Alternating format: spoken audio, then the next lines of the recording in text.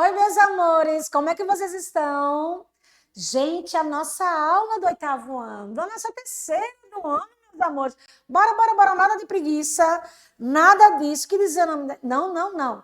Eu tô aqui, sou a professora Bernadette, quero dar uma excelente aula de demografia para vocês, com as suas características de população e perfil. Portanto, vamos juntos, oitavo ano, bora! Chama aí a galera! Vamos, demografia com característica da população e perfil. Professora Bernadette, oitavo ano, ensino fundamental de geografia. Bora geografar, meus amores.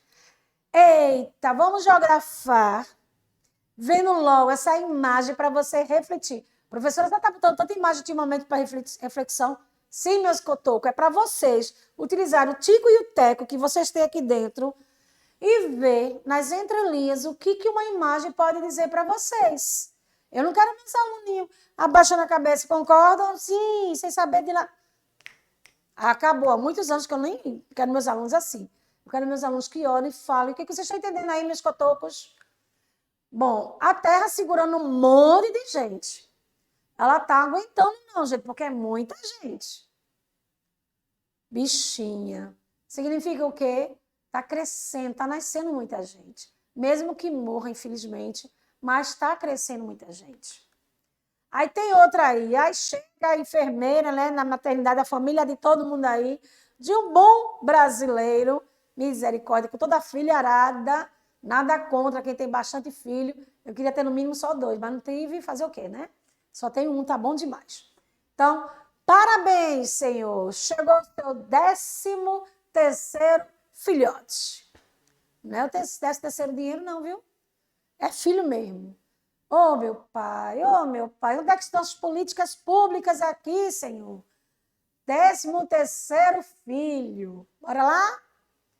Viram? Sentiram como é que é? Bom, na brincadeira, que o professor iniciou a aula, vamos falar sério agora, gente. Eu vou falar sobre demografia. Por quê? Porque ele é a ciência responsável pelo estudo das populações humanas, fazendo uso de análises estatísticas e conceitos que vão te auxiliar na compreensão da evolução desses grupos. Grande, profe. Meus cotocos de gente, é grande conceito. Porém, resumidamente, essa demografia, a ciência, ela é responsável, gente, porque faz toda análise estatísticas, conceitos, para compreender a evolução do homem dentro de vários grupos, tá certos? Tá certos? Como diz a outra professora de biologia, colega minha, Aninha Azevedo. Então, bora lá. População. É diferente de demografia, por quê? Porque a população é um conjunto de todos, veja, demografia, aqui, ó, ciência que estuda, é responsável pela população humana. E população, ele é um conjunto de todos os habitantes de um determinado local, tá? Ele é mais assim específico, que também pode estar relacionado com os indivíduos da mesma espécie que coexistem no mesmo lugar ou numa região, tá? A expressão densidade populacional aí é usada para se referir a uma quantidade de indivíduos que existe em uma determinada área preferida, tá? Pré-definitiva, tá? O que significa isso? Bom, por exemplo, deixa eu voltar aqui. Conjuntos habitantes de determinado local. Povos indígenas, determinado, tá lá a população indígena. Aqui, amo, né? Amo meu estado, amo meu lugar. Vamos lá. Então, povo pernambucano. Então, está relacionado. Tem agora mesmo carnaval, período carnavalesco. O frevo, né? Então, a linguagem já sabe que é o povo pernambucano, que sua característica, frevo, alegre, colorido. Tá? População pernambucana. Entendeu agora? E demografia, ela estuda o perfil e a evolução dessas populações humanas no tempo e no espaço.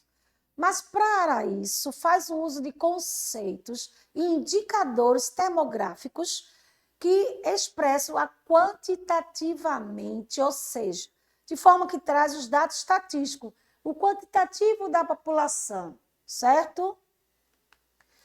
No Brasil, quem trabalha ou que faz o uso desse quantitativo, que é responsável, é o nosso IBGE, tá? Instituto Brasileiro de Estatística, tá certo? Ele vai elaborar e divulgar as pesquisas da população como um censo demográfico, que é um conhecimento mais aprofundado, gente, de uma população e do seu comportamento. Ele vai nos auxiliar na compreensão da sua relação com o espaço, bem como na elaboração das políticas públicas, voltada para o atendimento de suas necessidades e a demanda. Lembra daquela chave que eu falei, né, que eu botei lá para vocês refletirem? É justamente isso aí. Quem é que vai elaborar as políticas públicas para evitar esse 13º filho nas populações mais carentes? Porque assim eles vão ter condições de ter mais oportunidade, tanto de cada um desses filhos, a desenvolver mais, a crescer mais, tanto na saúde, na educação e no processo dele futuro, né, de profissional. Então, fica responsável pelas políticas públicas, que é o Estado em si, que vai atender às necessidades e à demanda dessa população, tá bom? Gente, é importante frisar para vocês que a demografia, gente, é uma área de conhecimento. Não vão esquecer, tá? Preste atenção aqui nessa parte importante.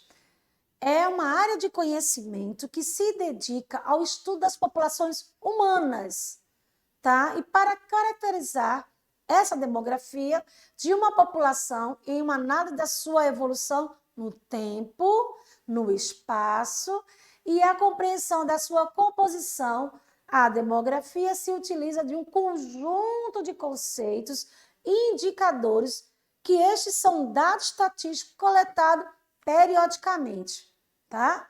Como eu falei, no Brasil, a coleta, a divulgação dessas estatísticas demográficas é realizada pelo IBGE, tá bom? E em escala mundial, são bastante utilizados dados da ONU e do Banco Mundial.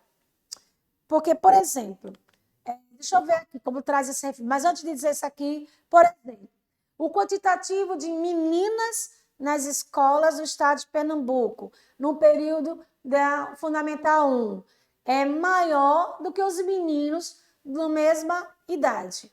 Por exemplo, os meninos, a quantitativo que ingressa profissionalmente é um pouquinho maior do que as meninas. E assim vai. Todos esses dados estatísticos, quem vai nos dizer é o IBGE com censo, que a cada 10 anos eles fazem isso. Tá bom? Vou mostrar mais uma fotozinha, mais uma imagem, mais que a gente chama charge, de uma reflexão. Vê aí, meus amores. Vocês estão vendo aí o nosso planetinha, toda a sua margem. Tem as arranha-céus aí, pouquíssimo verde. Tem um monte de gente numa pequena embarcaçãozinha, tem no aviãozinho circulando, tem no navio. Veja que dá um giro de 360 graus, né? A imagem nos remete a isso. Aí dá para ver um pouco de tudo em população, gente. Do mais chique ao mais simples, tá? De um lado, o morro, dá para perceber mais as comunidades, outras arranha-céus, que são lugares fechados, condomínio, enfim. É para mostrar para vocês aí, para vocês dizerem isso. Olha para aí, professora, é o mesmo espaço, né, do nosso planetinha espacial, porém, com os espaços, com as regiões, com os países diferentes, de acordo com o meio que vive. Eita! Aí, vocês têm 4 quadrinhos aí, dá para perceber. Em 1974, a população mundial era de 4 bilhões. Aí vocês viram aí que na representação é um bebê, tá? Um bebê com um mundo aí bem bonitinho ainda, pouco habitado em algumas regiões, mas ele está sugando. Vocês estão percebendo aí?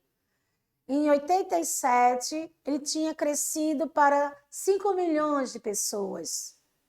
Já em 1997, o Brasil era de 6 bilhões de pessoas, tá? Maria, o bebê está ficando maior do que o mundo. Dá para perceber? E no ano de 2005, chegará a 8,5 bilhões. Em alguns livros já está na fase 9 bilhões. Mas chegará, pela evolução que está tendo, gradativamente, graças a Deus, uma boa parte em relação a um bom atendimento de saúde, não agora nesse período de pandemia, mas muitos países está dando mais assuntos, mais visão para as políticas públicas, planejamento familiar, dando mais aumento de estabilidade de vida para os anciões, né? Os idosos estão aumentando mais a expectativa de vida em alguns países. Retira esses últimos 2 anos, retira, esquece um pouco da pandemia para poder... Estou falando assim, porque com a pandemia, infelizmente, cai muito, morreram demais pessoas, caiu o poder aquisitivo financeiro de muitas delas, hoje estão nas ruas. Então, mas eu quero mostrar aí o quantitativo que estavam indo, né, a população do mundo em relação aos espaços físicos, tá bom? E vocês vão conferir agora os 10 países mais populosos no mundo, que foi até 2020, esse último censo, segundo um relatório recente divulgado pela ONU, tá? Primeiro lugar, a China, com 1.438,324 milhões de habitantes, gente. É muita gente. Muita gente. Segundo vem a Índia, com bilhões, 1.380.004.400. É tanto zero, é tanto números aí.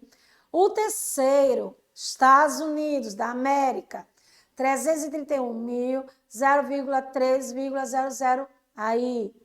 Indonésia, gente, 273 bilhões com 524.000. O Paquistão, muito grande a população do Paquistão também. Fica em torno de 220.892, é por aí. Mil não é milhões, né, gente? Brasil, 212,559 mil. Nigéria, 206,140 mil. E Bangladesh, não tão bonitinho, Bangladesh, 164.689 milhões de pessoas. É muita gente. É muita gente. Estes são os 10 países mais populosos que existem no nosso planetinha, de acordo com a ONU, do último censo de 2020. Estes são os 10 países menos populosos do mundo. É onde tem menos pessoas, gente, tá?